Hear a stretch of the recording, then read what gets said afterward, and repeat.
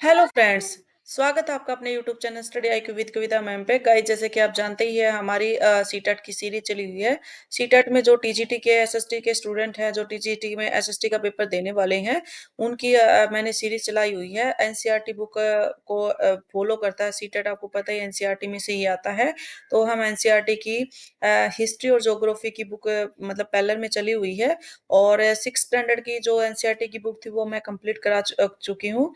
और जिन्होंने वो नहीं देखी है पहले उनको देखें, क्योंकि आपके कॉन्सेप्ट तभी क्लियर होंगे जब आप उसको पूरी उससे सिक्स स्टैंडर्ड की जब आप एक बार कॉन्सेप्ट क्लियर हो जाएंगे तो आप सेवन्थ का इजिली जो है समझ पाएंगे।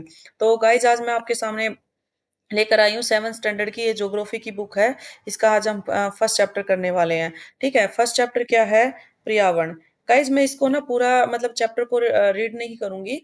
इसमें सिर्फ आपको जो एग्जाम में आएगा और इसका ना पूरा एक डिटेल में आपको एक्सप्लेनेशन दूंगी। ठीक है, जिससे कि आपका कम टाइम में आपके कॉन्सेप्ट क्लियर हो जाएं और अच्छे से आप उसको समझ पाएं। ठीक है। अब देखो, पर्यावरण होता क्या, मैं पर्यावरण के बारे में आपको बताती हूँ। आप अपने आसपास है ना, जो भी चीजें देखते हैं ना, वो सब ही पर्यावरण है। कुछ नेचुरल है, कुछ ह्यूमन मेड है। ठीक है। देखो, आप पर्यावरण को इंग्लिश में क्या बोलते हैं? इन्वायरमेंट कहते हैं। क्या बोलते हैं? इन्वायरमेंट। अपने आसपास के एरिया में, अपने आसपास जो भी चीजें आपको दिखाई देती है, इवन अपने घर में, आप अपने रूम में, अपने आस पड़ोस में, इवन आप अगर बाहर देखेंगे आपके जैसे गार्डन में, जितनी भी चीजें आपको अपने आसपास दिखाई देती है वो सब क्या है? वो ही इन्वायरमेंट है, पर्यावरण जिसको कहते हैं। ठीक है।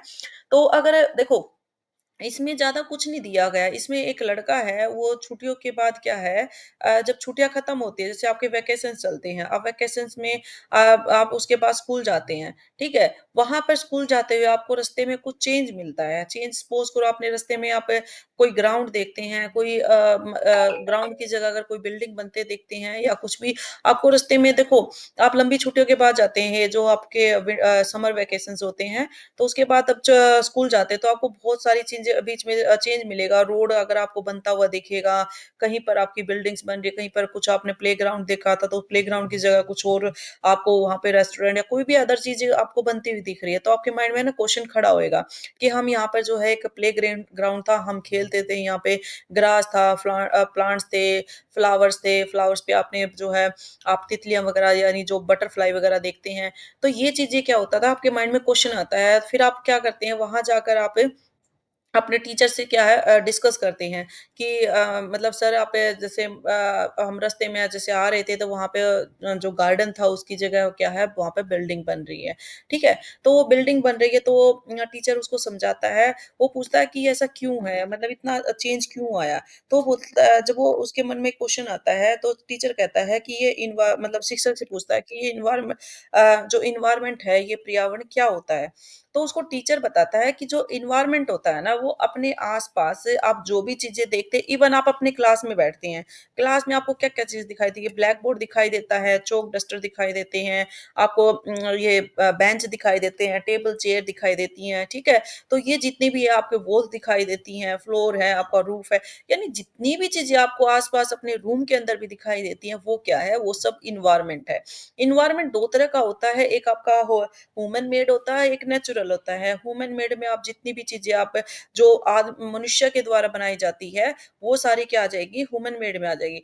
या जो नेचुरल क्या होती है? नेचुरल होती है जो आपको प्रकृति ने नेचुरल तरीके से, जैसे पेड़ पौधे हैं। ठीक है। आपके पेड़ पौधे हैं, आपके पर्वत हैं, पहाड़ हैं, ये जितनी भी चीजें हैं, ये सारे क्या है? ये आपके नेचुरल इन्वायरमेंट में आएंगे। ठीक है। तो ये सब चीजें इसके अंदर दी हुई है, तो आप इसको एक बार रीड कर लेना, इसमें ज्यादा कुछ नहीं है। बस इसमें यही बताया गया है कि आपने जो अपने आसपास के इन्वायरमेंट में देखते हैं वही आपका क्या है, ये जो भी चीजें देखते हैं वही इन्वायरमेंट है। ठीक है। इसमें ज्यादा कुछ नहीं है। वही दिया पर्यावरण हमारे जीवन का मूल आधार है। हमें सांस लेने के लिए हवा, पानी, जीने के लिए खाने पीने की जरूरत होती है। तो ये सब चीज इसके अंदर दी हुई जो मैंने आपको समझाया है, वही सेम चीज है इसके अंदर। ठीक है। तो अब आप नेक्स्ट चलते हैं। अब इसको इसको अंडरलाइन करना, क्योंकि ये क्वेश्चन मतलब एग्जाम में पूछा जाता है, ये पीआरटी के लिए है। ठीक है?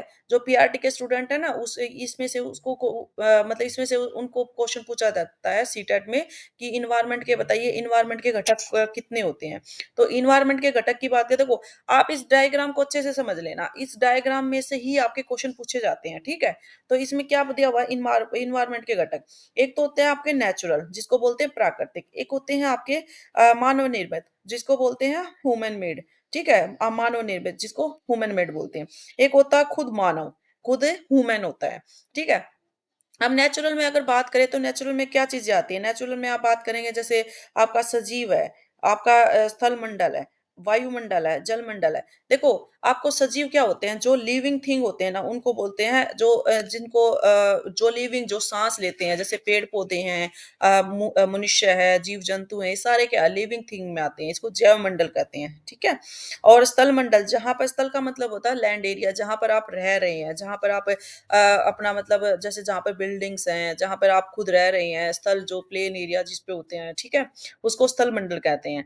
वायुमंडल, वायुमंडल क्या होता है? एयर, वायु का मतलब क्या होता है? एयर, जहाँ पर आपका एयर जो आपकी जितनी भी आपकी हवा है आपका जितना ये जितनी भी गैसेज़ वगैरह होती है, वो सारी क्या होती है? वायुमंडल में आती है। जलमंडल, जल होता है वाटर, वाटर यानी जहाँ पर आपका जैसे ओशियन वगैरह है, सी है, जहाँ पे रिवर्स वगैरह ये क्या आता है आपके जलमंडल में आती है, जहाँ पर पानी वगैरह मिलता है, बीच वगैरह जो भी आती हैं, ये सारी क्या होती है आपकी नेचुरल होती है। उसमें यही पूछेगा बताइए कि जो आपके प्राकृतिक में जो पर्यावरण के सबसे पहले तो पूछेगा जो पर्यावरण के घटक देखो क्वेश्चन कैसे पुट करता है वो मैं बताती हूँ।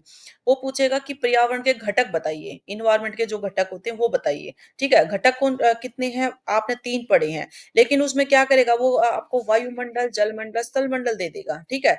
या वायुमंडल, स्थलमंडल, जयमंडल दे देगा। उसके साथ वो क्या करेगा, वो कहेगा कि इसके मतलब इसमें से अगर घटक की 3 घटक दे दिए आपको प्राकृतिक, मानव निर्मित और मानव 3 दे दिए, एक चौथा दे दिया आपको जैवमंडल, ठीक है? वो पूछेगा इसमें से पर्यावरण के घटक नहीं हैं, तो आपको ये तीनों पता होंगे तभी तो आप जैवमंडल को डिफाइन कर पाएँगे ना। या फिर पूछेगा कि बताइए इसमें से कौन-सा पर्यावरण का घटक है? अब ये 3 दे दिया आपको, स्थलमंडल, जैवमंडल और वायुमंडल दे दिया और एक आपको दे दिया प्राकृतिक, ठीक है? तो आपको पूछेगा इसमें से कौन-सा पर्यावरण का घटक है? तो आपको जब तीनों का पता होगा तभी तो आप उसको डिफाइन कर पाएँगे ना। अच्छा दूसरा दूसरा क्वेश्चन पूछता है कि बताइए कि जो पर्यावरण के प्राकृतिक घटक का कौन-सा पार्ट नहीं है, ठीक है? 3 ये दे दिया और 1 दे दिया आपको जैसे आपको जैसे ये नेचुरल इसी में से दे दिया, आपको ये दे दिया और इसके साथ आपको दे दिया जैसे आपको पुल दे दिया, ठीक है? पार्क दे दिया, इमारतें हैं, आपको बस ये माइंड में देखो कई बार क्या होता है लॉजिक काम करता है। लॉजिक मैं हमेशा अपनी वीडियो में बताती हूँ कि लॉजिक हमेशा काम आता है। मानव निर्मित आपको पता होना चाहिए कि मानव ने क्या-क्या चीज़ें निर्मित की हैं, क्या-क्या चीज़ बनाई है। बिल्डिंग कौन बनाता है? आदमी बनाता है, पार्क है आपको पार्क कौन बनाते हैं? आप देखो पेड़-पौधे नेचुरल है, ठीक है, प्राकृतिक में आते हैं। बट ब उसको कोई ना कोई तो उगाता भी तो होगा ना, उसको पार्क को बनाता है ना, तो मानव निर्मित होता है। पुल है, सड़कें कौन बनाते हैं? मानव बनाते हैं, इमारतें हैं, उद्योग हैं, ये सब क्या मानव निर्मित है। अब मानव कैसे आ गया? अब मानव में आप देखो मानव क्या होगा एक व्यक्ति है, परिवार है, समुदाय है, एक कम्युनिटी की बात करता है। देखो एक सिंगल पर्सन है, ठीक है? फैमिलीज़ हैं। समुदाय का मतलब होता है कम्युनिटी की बात कर रहा है, ठीक है? रिलिजन आपका धर्म है और आपका जैसे शैक्षिक है, एजुकेशन है। एजुकेशन की बात कर रहा है, इकोनॉमिक यानी आर्थिक है। पॉलिटिकल वो होती है ना पॉलिटिकल सिचुएशन होती है, यानी राजनीतिक स्थिति पूरे इंडिया में जैसे चलती है, वो सारा क्या है, एक मानव है, ठीक है? तो ये आपको इसी में से ही आपको क्वेश्चन पूछा जाएगा कि बताइए कि मानव निर्मित घटक कौन-कौन से होते हैं और पर्यावरण के जो मानव घटक के अंदर कौन-कौन से आते हैं, तो ये आपको पता होना चाहिए कि मानव के निर्मित में क क्या-क्या चीज़ें आती हैं, मानव निर्मित क्या होता है। जो मानव ने बनाई है वो तो मानव निर्मित हो गई और मानव खुद क्या है? एक पर्सन भी होता है, पर फैमिली भी एक मानव है, ठीक है? कम्युनिटी की बात करता है, रिलीजन भी एक उसमें आता है, ठीक है? ये बिल्डिंग की बात नहीं कर रहा, देखो इसमें डिफरेंस समझो। जो स्मारक है, जो इमारतें बनती हैं ना और रिलीजन, रिलीजन क्या होता है कि आप जैसे आप बोलते हैं ये हिंदू धर्म है, ये हिंदू धर्म है, ये सिख धर्म है, ये ईसाई धर्म है, ये सब क्या है? ये एक रिलीजन है। और इमारतें क्या होती है? अब बिल्डिंग्स जो बनाते हैं, ठीक है? इनमें डिफरेंस समझना। अब ये देखो ये आया है जीवीय और अजीवीय। जीवीए और अजीवीए का मीनिंग क्या होता है, ये लिविंग थिंग है और ये नॉन लिविंग थिंग है, ठीक है? ये लिविंग है, लिविंग में आपके जितने भी सांस लेते हैं इसमें पेड़ पौधे भी आ जाते हैं, जितने भी जीव जंतु एनिमल्स वगैरह इंसेक्ट वगैरह सब आ जाते हैं, जितने भी आप सांस लेते हैं जो मूव करते हैं, जो खुद से मूव करते हैं उसको क्या कहते हैं, लिविंग थिंग्स कहते हैं, सभी इसमें ह्यूमंस वगैरह सब आ जाते हैं। और निर्जीव में होते हैं जो मूव नहीं करते, जो मूवमेंट नहीं करते, उसको क्या कहते हैं, नॉन लिविंग थिंग कहते हैं, इसको क्या कहते हैं, नॉन लिविंग थिंग। एग्जाम्पल आते हैं जैसे पादप, पादप का मतलब होता है जितनी भी प्राकृतिक चीजें हैं जो नेचुरल जो आती है ना, ये पेड़ पौधे ये आ जाते हैं, जीव जंतुओं में ह्यूमंस हैं, जितने भी एनिमल्स वगैरह ये सब आ जाते हैं, ठीक है। और निर्जीव पदार्थों का संसार यानी स्थल, स्थल यानी जो भी आपका ये जितनी भी आपकी निर्जीव चीजें हैं, जैसे आप अपने घर में बेड देखते हैं, आप अलमीरा है, टेबल्स हैं, ये सभी क्या है, निर्जीव चीजें हैं, ठीक है।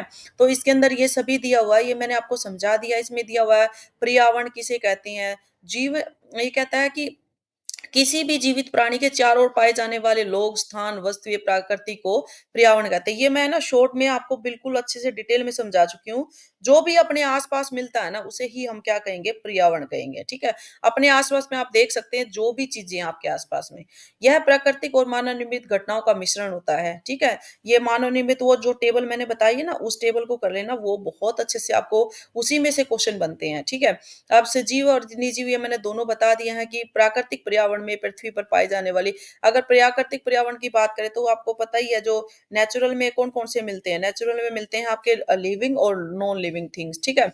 अब आते हैं इस टेबल को कीजिए, इसमें से क्वेश्चन आता है, ये पीआरटी के लिए ये चैप्टर स्पेशली जो है पीआरटी के लिए है क्योंकि पीआरटी में इसमें से बहुत क्वेश्चन पूछे जाते हैं। पर्यावरण यानी इन्वायरमेंट, शब्द की उत्पत्ति फ्रेंच शब्द से हुई होती है, ठीक है? सबसे पहले तो वही क्वेश्चन पूछता है कि बताइए इन्वायरमेंट की जो उत्पत्ति होती है वो किस उससे होती है? यानी किस लैंग्वेज से निकला है? कौन-सी लैंग्वेज से निकला है ये? ये फ्रेंच लैंग्वेज से निकला है, ठीक है? और एनवायरोरे और एनवायरोरिन, तो ये दोनों ही इसमें जो है वर्ड पूछे जाते हैं, इससे हुई है और इसका मतलब क्या होता है? इसका फ्रेंच से निकला है और ये जो आप ये पूछा गया क्वेश्चन है कि भाई ये जो इसे इसका अर्थ क्या होता है? इसका अर्थ होता है आप पड़ोस, जो आपके नेबर्स होते हैं, जो आपके नेबर्स होते हैं। ये हिंदी और इंग्लिश में जो है ना लिखा हुआ है ना एनवायरोर रोनेर, तो ये चीज़ क्या है कि ये आपका हिंदी और इंग्लिश में सेम ही है, ठीक है? और इसमें पड़ोस का मतलब होता है जो आपके नेबर्स होते हैं। अब आता है प्राकृतिक पर्यावरण। प्राकृतिक पर्यावरण में क्या-क्या चीज़ें होती हैं? देखो भूमि, जल, वायु, पेड़-पौधे, जीव-जंतु ये मिलकर ये मैं पहले बता चुकी हूँ, ठीक है? जो प्राकृतिक पर्यावरण में आते हैं वो जो टेबल है ना, वो टेबल का ही एक्सप्लेनेशन है इसके अंदर, ठीक है? प्राकृतिक में स्थल मंडल, जल मंडल, वायुमंडल ये सब क्या है, मिलते हैं, ठीक है? अब ये देखो स्थल मंडल किसको कहते हैं? जो आपकी पृथ्वी की ठोस तल है। मैंने ना 6th स्टैंडर्ड की बुक मैंने बहुत अच्छे से डिटेल में समझा रखा है, स्थल मंडल क्या होता है, जल मंडल क्या होता है, ये सारा, ठीक है? जो पृथ्वी की जिस पे आप रह रहे हैं ना, ये क्या है एक ठोस पार्ट है। ठोस का मतलब क्या होता है? ठोस का मतलब होता है कि आप जैसे जो बिल्कुल वो होता है ना कि बिल्कुल प्लेन एरिया जिसको बोलते हैं, ठीक है? ठोस प्रॉपर्टी और कठोर ऊपरी सतह को हम क्या कहते हैं? स्थल मंडल कहते हैं, ठीक है? इसको यह चट्टानों और खनिजों से बना हुआ है ये एवं मिट्टी की पतली परत से ढका होता है, ठीक है? ये इस पे क्या किस-किस से बना हुआ है? चट्टानों और खनिजों से बना हुआ और ये मिट्टी से जो है ढका हुआ है। यहाँ पर पहाड़, मैदान, घाटियाँ आदि जैसे स्थलाकृति इसमें विषम धरातल पर पाई जाती हैं। ठीक है? यही क्वेश्चन पूछा जाता है कि बताइए कि स्थल मंडल क्या होता है? ये जो है पृथ्वी की ठोस प्रॉपर्टी यानी कठोर जो ऊपरी सतह होती है, ठीक है? तो उससे ये स्थल मंडल जो है बना हुआ है और खनिजों और चट्टानों से बना हुआ है। मिट्टी की पतली-सी परत होती है और इस पर क्या पाए जाते हैं? पहाड़, जितने भी माउंटेन्स हैं, पठार हैं, प्लेट्यू वगैरह है, मैदान है, लैंड एरिया है, ठीक है? आपकी जैसे ये घाटी वगैरह हैं, ये सब इस पे जो है मिलती हैं, ठीक है? स्थलाकृतियाँ महासागरों के अलावा महासागर की सतह भी जो भी लैंड एरिया पे पाई जाती है ना, जो भी हमारी अर्थ पे पाई जाती है, इसमें ओशियन है, आपकी सी है, ओशियन है, आपके माउंटेन्स हैं, आपके ये लैंड एरिया है, आपके प्लेट्यू वगैरह हैं, ये सब कुछ आपकी कहाँ पर पाई जाती हैं? आपकी इस पे स्थल मंडल पे मिलता है, ठीक है? तो यहाँ से ये वेरी इंपॉर्टेंट है, यहाँ से क्वेश्चन उठाया जाता है और उठाया कहाँ पे जाता है? पीआरटी में उठाया जाता है, ठीक है? स्थलमंडल वह क्षेत्र जो हमें वन, कृषि और मानव बस्तियों के लिए भूमि, पशुओं को चरने के लिए घास, मैदान। देखो स्थलमंडल यानी जहाँ पर आप रह रहे हो वहाँ पर क्या-क्या चीज़ें अवेलेबल होती हैं, तो ये चीज़ आप बिल्कुल अंडरलाइन मैं करवा देती हूँ, बट ये चीज़ है ना लॉजिकली होती है, जो लॉजिक से काम करती हैं, ठीक है? तो यहाँ पर आप देख सकते हैं जहाँ पर घास का मैदान होते हैं, खनिज संपदा भी एवं स्रोत सब है, जहाँ पे ये होते हैं ना जो माइनिंग वगैरह की जाती है, जो ये मिलते हैं, तो ये पाए जाते हैं आपके इस पे लैंड एरिया पे, ठीक है? तो आप जैसे इसको देखो, ये देखो इस डायग्राम का आप देखो कैसे दिया हुआ है, इसमें क्या-क्या चीज़ दी हुई है। देखो जैवमंडल क्या होता है आपका देखो इसके अंदर सभी आ गया इसके अंदर जैसे आपका इसमें लैंड एरिया भी आ गया, आपका वाटर भी आ गया, आपके माउंटेन्स वगैरह सब कुछ जैवमंडल में आ गया इसके अंदर, ठीक है। स्थलमंडल की बात करते हैं स्थलमंडल क्या होता है जहाँ पर आप ये मकान्स हैं, रोड्स हैं, ठीक है, आपकी जैसे लैंड एरिया है, ये सारा क्या है स्थलमंडल में आ गया। जलमंडल की बात करते हैं तो आपके जैसे लेक है, आपके जो वाटर है, आपके जो ये तालाब वगैरह आते हैं, ठीक है? ये सारा क्या है आपका जलमंडल में आ जाता है, ठीक है? वायुमंडल में आप देख सकते हैं आपका एरोप्लेन वगैरह है, ये आपको एरोप्लेन जो वायुमंडल इसमें जितनी भी आपकी गैसेज़ आती हैं, आपकी जितनी भी इसमें वायुमंडल का भी पूरा चैप्टर उसमें ना बहुत अच्छे से जैसे आपका आयन मंडल, मध्य मंडल, समताप मंडल ये वायुमंडल के अंदर आता है, ठीक है? वहाँ उसमें ना टीजीटी के लिए बता रही हूँ, टीजीटी में क्या होता है, इसमें से क्वेश्चन पूछा जाता है और इस 6th स्टैंडर्ड में बहुत अच्छे से एक्सप्लेन किया हुआ है। एक बार तो ये क्वेश्चन पूछा गया था कि बताइए ऐसी कौन-सा मंडल है जिसमें जो ये होती है ना ये तरंगे रेडियो तरंगे पाई जाती हैं।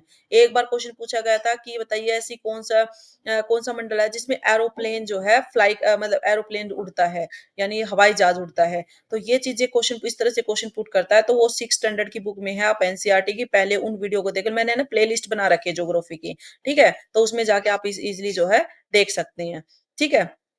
अ, अब आता है हाइड्रोस्फीयर, स्ट्रेटोस्फीयर ये इसको जो है ये वायुमंडल है ना, इसके जितने भी मंडल है इसको ये बोलते हैं, ठीक है? अब आता है जल के क्षेत्र को जलमंडल कहते हैं। देखो जल जो वाटर है आपको ठीक है? इससे आप इज़िली समझ सकते हैं और जलमंडल का मतलब क्या होता है? जल, जिसमें जल पाया जाता है। जल किसमें पाया जाता है? रिवर में पाया जाएगा या फिर जैसे लेक वगैरह हैं, आपके सी हैं, ओशियन है यानी महासागर हैं, ठीक है? उसमें आपका क्या मिलता है? आपका जल मिलता है। कुछ चीज़ें तो देखो, कुछ चीज़ें होती है लर्न करने की, कुछ चीज़ें होती हैं आपको समझने की। समझोगे तो आपको रट्टा ना मारने की ज़रूरत नहीं पड़ेगी और वो जो ईज़ी वे में है ना आपको समझ में आ जाएगा, ठीक है? पृथ्वी के चारों ओर फैली वायु जैसे मैंने आपको बताया था कि वायुमंडल में क्या होती है आपकी जितनी भी एयर हैं आपकी जितनी गैसेज़ वग़ैरह हैं वो सब इसके अंदर आ जाती हैं। पृथ्वी का गुरुत्वाकर्षण बल अपने चारों ओर के वायुमंडल को थामे रखता है। यह सूर्य की यानी जो ये वायुमंडल है ना, ये वाला जो वायुमंडल है, इसके ऊपर जितनी भी है समताप मंडल, आयन मंडल, ठीक है? व्यर्थ मंडल, ये सारी की सारी ना आप 6th स्टैंडर्ड में देखोगे ना, वहाँ पे पूरा एक्सप्लेन किया हुआ है कि ये हमें ना जितनी भी जो सूर्य की रेज़ होती है ना, उस जो आपको पता ही होगा कि सूर्य की जो रेज़ आती है, वो बहुत डेंजर होती है, एकदम मतलब आदमी उसको सहन नहीं कर सकता।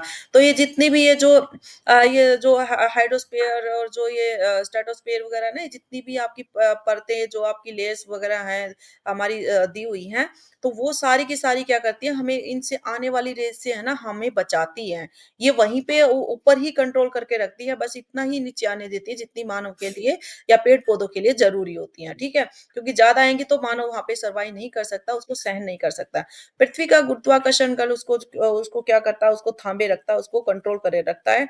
सूर्य को सुलझाने वाली ये मैंने समझा दिया आपको, ठीक है? तो इससे क्या करता है हमें बचाती है। ये पूछता है कि बताइए कि जो वायुमंडल है वो हमें मतलब किस काम आती है? तो ये आपको मतलब क्या मतलब किस-किस चीज़ है उसमें क्या पूछेगा? इसमें आपको ऑप्शन में दे देगा ये कि क्या ये पृथ्वी का गुरुत्वाकर्षण बल को अपने मतलब थामे रखती है या सूर्य से जो रेज़ आती है हानिकारक रेज़ आती है उससे उससे हमारी जो है उसको मतलब हमारी रक्षा करता है? बिल्कुल करता है। ठीक है? ये कई प्रकार की धूल कण जलवाष्प से उपस्थित रहते हैं वायुमंडल में होने वाले मौसम और जलवायु में परिवर्तन होता रहता है। एक ये उठा के दे देगा नंबर 1, 2, 3, 4 इस तरह से करके तो आप इसको अंडरलाइन कर लेना, ठीक है? तो ये जितनी भी चीज़ें होती हैं ना धूल कण वगैरह जितनी भी हानिकारक गैसें भी होती है वायुमंडल में भी ध्यान रखना। जो हानिकारक गैसें होती है ना उनको भी वो क्या करता है वहीं पे जो है अपने पास ही वहीं पे अवशोषित कर लेता है जिससे कि मतलब वहीं पे थामे रखता है जिससे कि वो नीचे ना आए और जो जीवन के लिए वो डेंजर ना हो, ठीक है? अब ये बॉक्स देखिए एक बार पारितंत्र। अब ये बोलता है पारितंत्र क्या होता है? पारितंत्र का मतलब होता है जैसे आप जितने भी जो जीव होते हैं ना, जितने भी जैसे जितने भी आपके फिजिकल हैं, आपके जैसे जितने भी आप है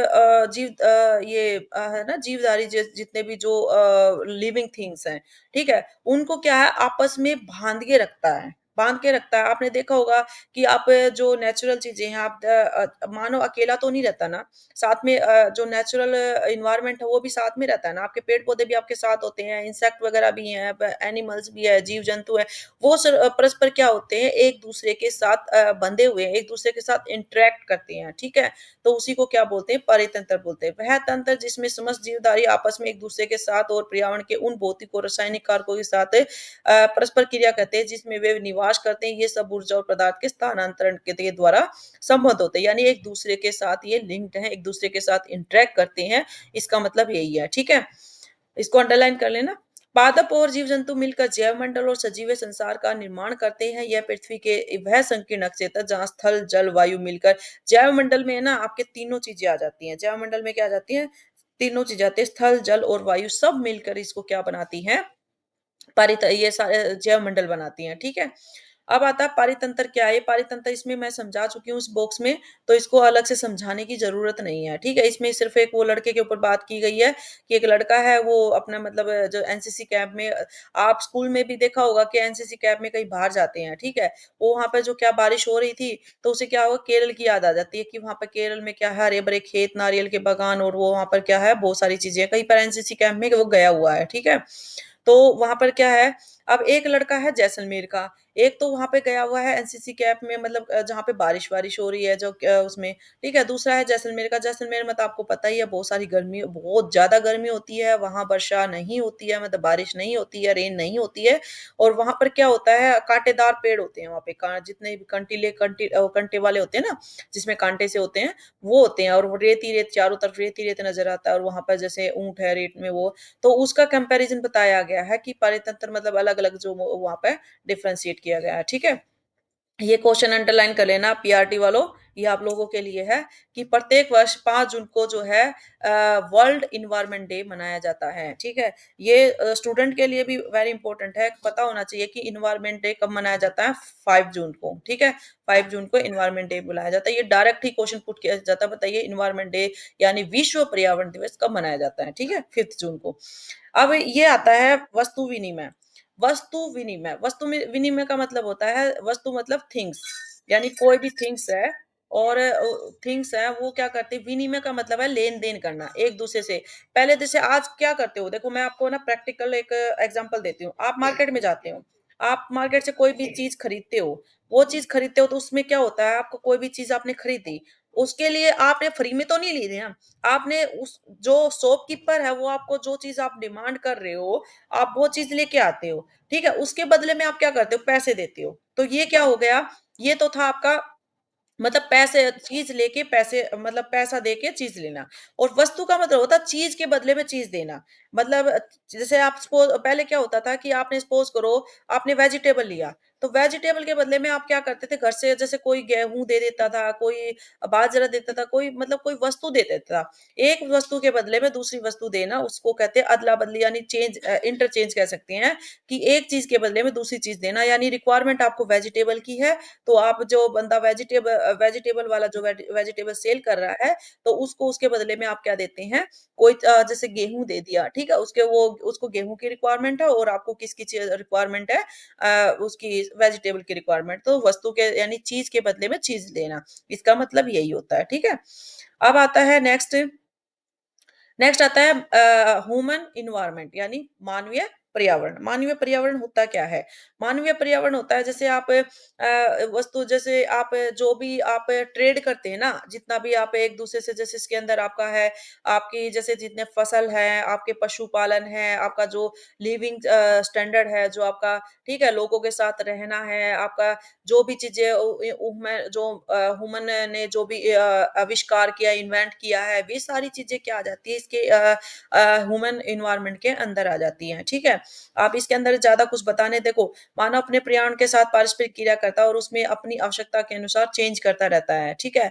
मानवीय प्रारंभिक मानव ने स्वयं को प्रकृति के अनुरूप बना लिया है, उसका जीवन सरल और आसपास की प्रकृति से उनकी आवश्यकताएँ पूरी हो जाती हैं। समय के साथ-साथ कई प्रकार की आवश्यकताएँ बढ़ती हैं, मानव ने पर्यावरण के उपयोग और उसमें परिवर्तन करने के कई तरीके सीख लिए हैं। जैसे फसल उगाना, पशुपालन, स्थायी जीवन जीना सीख लिया है।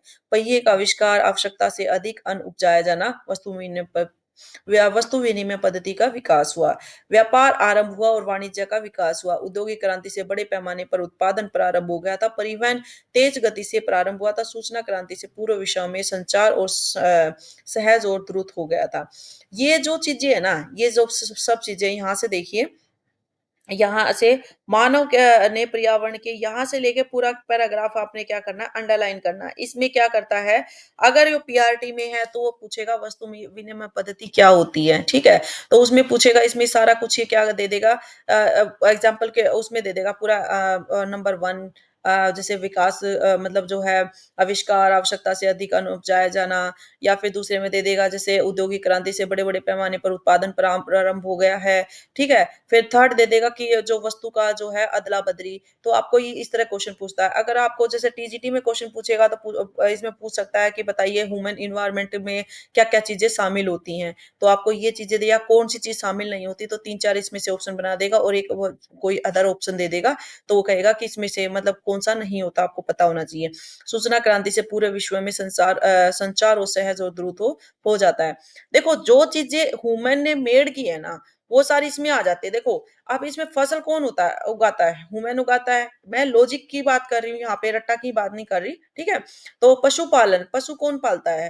ये जो आप जो आपने जैसे गाय, भैंस वगैरह कौन पालता है? स्थायी जीवन कौन करता है? आप एक जगह रह रहे हैं, अपना मकान बना रहे हैं, लाइफ वहीं से मतलब बिता रहे हैं। ये स्थायी तो हो गया, बिल्कुल एक आप परमानेंट हो वहाँ पे, ठीक है? पहिए का आविष्कार किसने किया था? जितनी भी आप ये गाड़ियों में चलते हैं, गाड़ियाँ किसने इन्वेंट की थी? कौन बना रहा है? ये कंपनियाँ ही तो बना रही है, ह्यूमन ही तो बना रहा है। सारा आवश्यकता से अधिक अन्न उपजाना। अब आपने देखा होगा कि किसान क्या करते हैं? अन्न उगाते हैं, ठीक है? व्यापार आरंभ हुआ, ये जैसे आपने मतलब एक चीज़, अब आप देखते होंगे कि जैसे व्यापार पद्धति चलती है हमारी, एक कंट्री दूसरी कंट्री पर डिपेंड होती है। जहाँ पर जो चीज़ अवेलेबल है, दूसरी जगह वो चीज़ अवेलेबल नहीं है। तो ठीक है? औद्योगिक क्रांति यानी इंडस्ट्रियल वगैरह में जितने भी बड़े पैमाने पर बड़े-बड़े वो होते हैं, जैसे ऑटोमोबाइल वगैरह हैं, आप ये आजकल मोबाइल जो देख रहे हैं, किसने किया है? ये भी तो अभी उसने ह्यूमन्स ने ही बनाया ना, ठीक है? इन्फॉर्मेशन जो अब इन्फॉर्मेशन टेक्नोलॉजी वगैरह है, तो ये सारी चीज़ें कहाँ से आई है? ह्यूमन ने ही तो बनाई है, तो ये सब चीज़ें इसके अंदर है। आप है ना जब क्वेश्चन सोल्व करें ना, तो एक बार है ना थोड़ा प्रैक्टिकल उसको सोच के देखें, तो आपको क्वेश्चन जो है ना मतलब रॉन्ग होने के चांसेस कम होंगे और राइट होने के चांसेस ज़्यादा रहेंगे, ठीक है? तो इसके अंदर ये सभी चीज़ें हैं, तो इसमें ऐसा कुछ समझाने का नहीं है, ठीक है? तो अब भई ये चैप्टर था 6 स्टैंडर्ड का, सॉरी 7 स्टैंडर्ड का, तो ये आपका कंप्लीट हो गया है। बहुत ईज़ी चैप्टर है, ये पीआरटी के लिए वेरी इंपोर्टेंट है। पीआरटी में इससे बहुत क्वेश्चन पूछे जाते हैं, ठीक है? तो आप इस एक्सरसाइज़ को पहले चैप्टर रीड करके और उसके बाद ये इस एक्सरसाइज़ को ज़रूर करें, ठीक है? क्योंकि एक्सरसाइज़ में से कई बार क्वेश्चन डायरेक्टली उठा लेता है, जैसे उठा लिया मानवीय पर्यावरण का घटक नहीं है, वो गए पता है आजकल बच्चों को कन्फ्यूज़ करने के लिए वो नहीं वाले क्वेश्चन पूछता है। बच्चा क्या करता है, ओहो! मानव पर्यावरण का घटक है ये, ठीक है? वो नहीं को नहीं पढ़ेगा, वो सीधा बोलेगा मानव ने क्या-क्या बनाए? देखो इसमें ही देखो आप, स्थल, धर्म, समुदाय, ठीक है? अब ये देखो मानव पर्यावरण का घटक पूछा है इसमें, नहीं वाला पूछा है, तो धर्म और समुदाय क्या था? ये तो पर्यावरण मानवीय पर्यावरण थे ना, स्थल जो है ये कौन-सा था? ये नहीं था ना, ये नेचुरल है, तो इसी तरह से वो क्वेश्चन को कन्फ्यूज़ करता है। अब ये मानव निर्मित पर्यावरण है, ठीक है? कौन से हैं? इसमें से आप देख सकते हैं समुंदर है, सड़क है, पहाड़ है, तो ये चीज़ें आप इसमें बता सकते हैं आप कौन-सा है, ये दोनों नेचुरल हैं, समुंदर और ये जो पहाड़ है ये नेचुरल है, ये आदमी थोड़ी बनाता है समुंदर। तो ये सड़क जो है ये आप ह्यूमन मेड है, ठीक है? तो इस तरह से आप इसको जो है आप डिफरेंशिएट कर सकते हैं। ऐसे ही कौन-सा पर्यावरण के लिए खतरा है, तो आप ये बता सकते हैं कौन-सा है, आप इकोलॉजी भी देख सकते हैं, इस पे तो काफ़ी आजकल चर्चाएँ रहती हैं कि भई पॉपुलेशन है, बढ़ गई है, पॉपुलेशन बढ़ गई है, तो क्या सबसे क्या डेंजर है? Population, okay? और ये क्वेश्चन तो उसमें टीजीटी में उठाया गया है, एज़ इट इज़ उठाया गया है, एज़ इट इज़, ठीक है? तो आप इसको कर लीजिए, ठीक है? तो मैच द फॉलोइंग में देता है, बिल्कुल एज़ इट इज़ क्वेश्चन उठाया गया है ये, ठीक है? तो थैंक यू गाइज़ ये था आपका 7th स्टैंडर्ड की बुक है एनसीईआरटी की फर्स्ट चैप्टर। अब करते हैं हम आपको उम्मीद करती हूँ कि आपको बहुत इंटरेस्ट के साथ पढ़े होगे, बहुत मज़ा आया होगा क्लास में और आप है ना इस चैनल को सब्सक्राइब ज़रूर कर लीजिए क्योंकि इसमें इतना अच्छा कॉन्सेप्ट आपको कहीं नहीं मिलेगा, विविध प्रैक्टिकल नॉलेज के साथ। ठीक है? खाली बुक की नॉलेज नहीं, प्रैक्टिकल नॉलेज के साथ। तो आप इसे जो भी नए हैं चैनल को सब्सक्राइब कर लीजिए और साथ में अपने दोस्तों के साथ भी शेयर कीजिए जिसको घर बैठे आपकी एग्ज़ाम की प्रिपरेशन बहुत अच्छे से हो जाए।